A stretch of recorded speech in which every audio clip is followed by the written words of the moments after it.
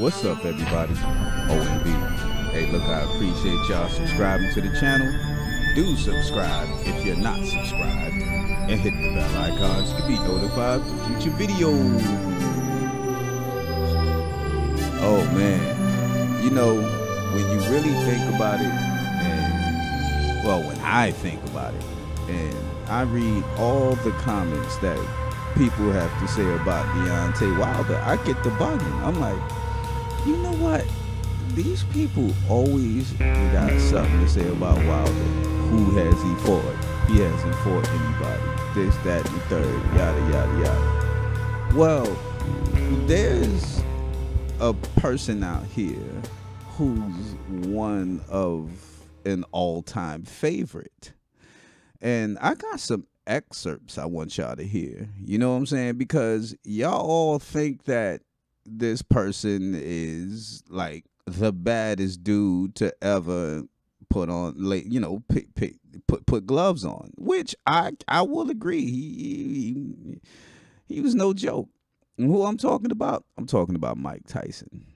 You know what I'm saying? Now, don't get it twisted, y'all. I don't want y'all to get it twisted at all.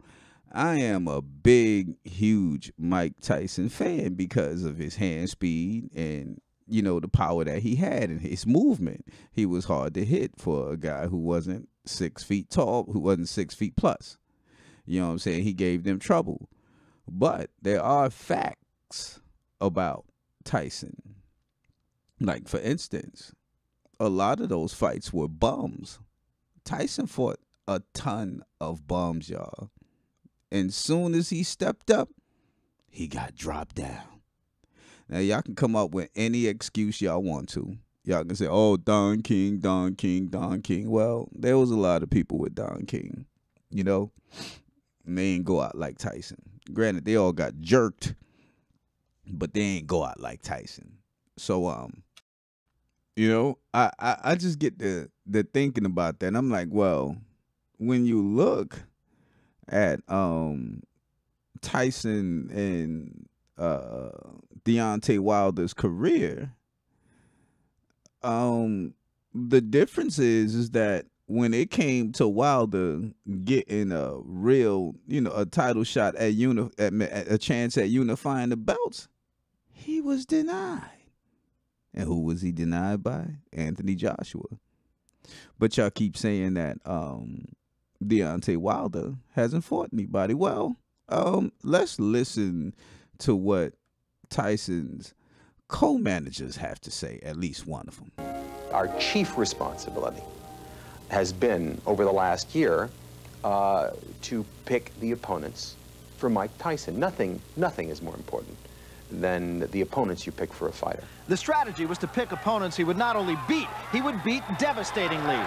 When someone sees a Mike Tyson fight, we want them to leave the arena saying, when can we go see him again? And that's where Bill and I are scrupulously careful in determining who he fights and the style of the fighter. Scrupulously careful on who he fights and the style of the fighter. Hold on. They're not only picking opponents that he can beat, they pick opponents that he can beat devastatingly. I didn't say that. I didn't make that up. You know what I'm saying? But you guys love to talk about Deontay Wilder. And see, that's how I know that a lot of you guys don't know boxing. And then I heard a rumor, and hey, let me go ahead and give a big shout out to Reef the Watcher and K Black, because they talked about a subject that, you know, I should have done a long time ago. And, you know, as far as the exhibitions and stuff like that. But those two dudes, man, they doing their thing, man. And Reef, you know, I love his style, man. You know what I'm saying? Especially, you know, and I know this is off the subject, y'all, but, you know, I'm going to give a shout out real quick. You know what I'm saying? Especially how he go in there and he go in and it starts and then boom, it just suddenly ends. You know what I'm saying? Got his own style. But anyway, y'all love talking about Deontay Wilder. You know what I'm saying? And who he fought. But ain't nobody saying nothing about Mike Tyson. Nobody has nothing to say about that. But yet, you just heard his co-manager say, we scrupulously pick his opponents. And then you heard, the TV commentator say beforehand, they not only pick opponents he can beat, they pick opponents he can beat devastatingly. Now let that sink in for a few seconds.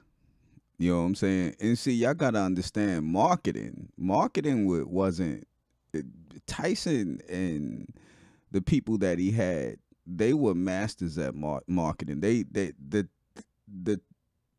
thing that they did with marketing was not done until then, because I forgot the manager's name. Hold on. Where you at? Come here. I think this is it.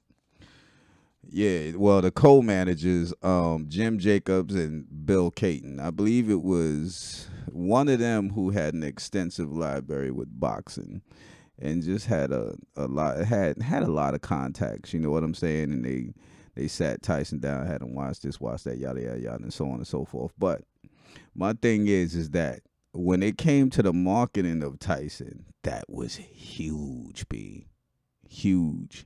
You put him in there with a whole bunch of bums, showing them knocking the hell out of him, because when you get the people's attention, who wouldn't want to see that? We all did. We wanted to see it. That's what it was. It was all about that, him knocking them folks out. But as I said, soon as Mike Tyson stepped up, he got stepped on. You know what I'm saying?